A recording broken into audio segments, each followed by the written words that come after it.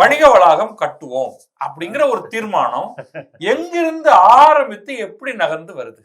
இப்ப நீங்க அறநிலைத்துறை சட்டம் இருக்கு, நிறைய செக்ஷன்ஸ் எல்லாம் இருக்கு. அந்த செக்ஷன்ஸ் படி எப்படி செயல்பட வேண்டும் என்பதை ரூல்ஸ்னு ஒன்று போடுவாங்க. சரி, இந்த செக்ஷன்ஸ் சட்டசபை அங்கீகரிக்கும்.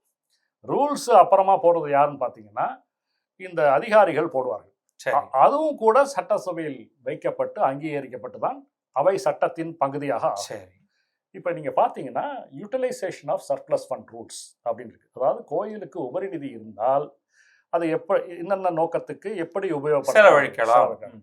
நீங்க வணிக வளாகம் சொல்லிட்டீங்க, நான் ஒரு அனுமதிக்கப்பட்ட ஒரு வேத பாடசாலைன்னு வச்சுக்கிறேன்.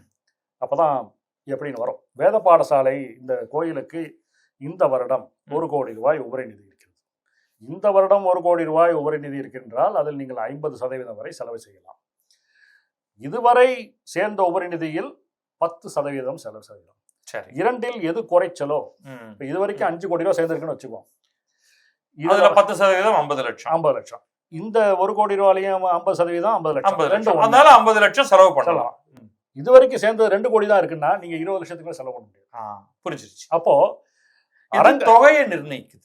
அறங்காவலர்கள் இந்த வேத பாடசாலை இது பிரிவு 66 அனுமதிக்கப்பட்ட ஒரு செயல், இதை நாங்கள் செய்கிறோம் என்று ஆணையருக்கு எழுதி இந்த வருடம் அது ஆரம்பிக்கிறதே அறங்காவலர்கள்ட்ட இருந்து ஆரம்பிக்கணும். கண்டிப்பா எதுவுமே அறங்காவலர்கிட்ட இருந்து வரும். என்ன காரணம்னா, அதாவது ஒரு ஈஓவோ ஒரு கமிஷனரோ நம்ம இந்த இடத்துல ஒரு இது கட்டுவோம், இதான் ப்ரப்போசல், நீங்க டிஸ்கஸ் பண்ணிட்டு எங்களுக்கு ஓகே சொல்லுங்க அப்படின்னு சொல்லலாமா? சொல்லவே கூடாது. இன்னும் சொல்ல போனா இந்த இப்ப நடக்கின்ற வேலைகள் எல்லாமே சட்டசபை அறிவிப்புகள் என்ற பெயரில் தான் நடக்கின்றன. அப்ப அது ஸ்ட்ரெயிட்டாவே வாய்டு செல்லாது. இதற்கு பல தீர்ப்புகள் உச்சநீதிமன்றத்தில் இருக்கின்றன.